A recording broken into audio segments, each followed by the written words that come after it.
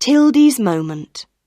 Bogle's family restaurant on 8th Avenue is not a famous place, but if you need a large, cheap meal, then Bogle's is the place for you.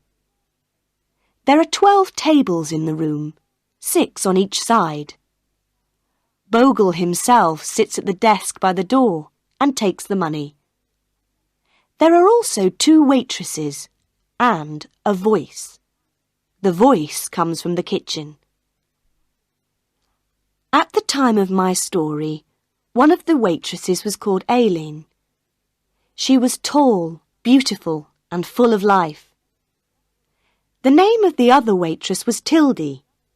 She was small, fat, and was not beautiful. Most of the people who came to eat at Bogle's were men, and they loved the beautiful Aileen. They were happy to wait a long time for their meals because they could look at her. Aileen knew how to hold a conversation with 12 people and work hard at the same time.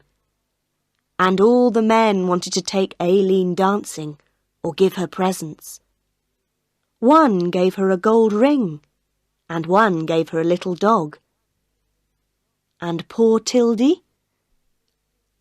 In the busy, noisy restaurant, men's eyes did not follow Tildy. Nobody laughed and talked with her. Nobody asked her to go dancing, and nobody gave her presents.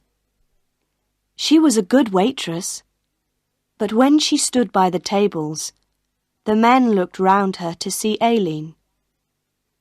But Tildy was happy to work with no thanks.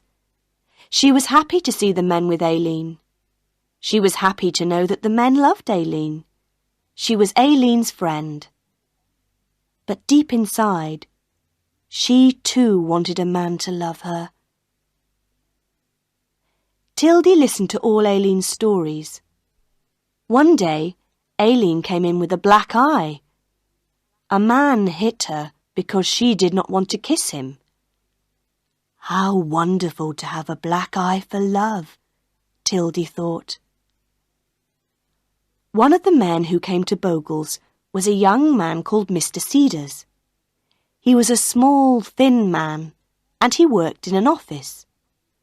He knew that Aileen was not interested in him, so he sat at one of Tildy's tables, said nothing, and ate his fish. One day, when Mr. Cedars came in for his meal, he drank too much beer. He finished his fish, got up, put his arm round Tildy, kissed her loudly, and walked out of the restaurant. For a few seconds, Tildy just stood there. Then Aileen said to her, "Why, Tildy, you bad girl. I must watch you. I don't want to lose my men to you." Suddenly, Tildy's world changed.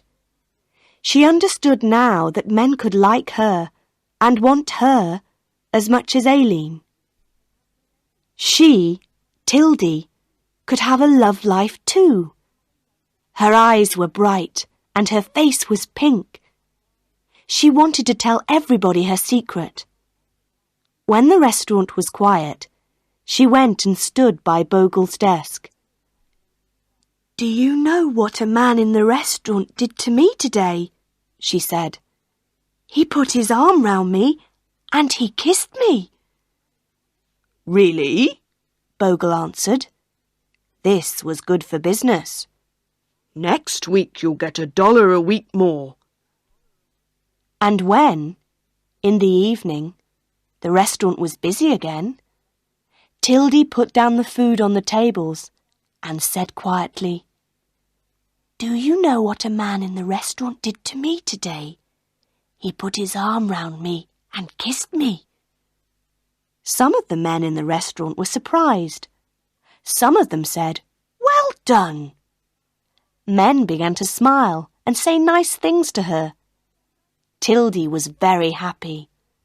Love was now possible in her grey life. For 2 days, Mr. Cedars did not come again, and in that time, Tildy was a different woman.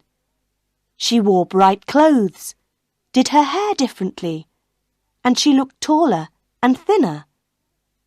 Now she was a real woman because someone loved her.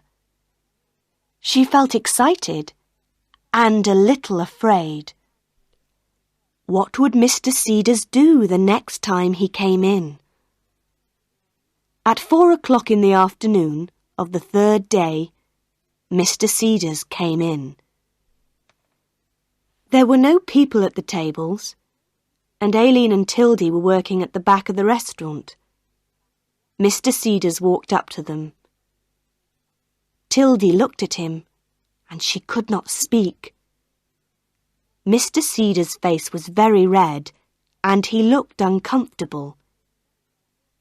"Miss Tildy," he said, "I want to say that I'm sorry for what I did to you a few days ago. It was the drink, you see. I didn't know what I was doing. I'm very sorry." And Mr. Cedars left. But Tildy ran into the kitchen and she began to cry. She could not stop crying. She was no longer beautiful. No man loved her. No man wanted her. The kiss meant nothing to Mr. Cedars. Tildy did not like him very much, but the kiss was important to her. And now there was nothing. But she still had her friend, and Aileen put her arm round Tildy. Aileen did not really understand, but she said, "Don't be unhappy, Tildy. That little Cedars has got a face like a dead potato. He's nothing. A real man never says sorry." Please like and subscribe to the channel if you want to see the sequel.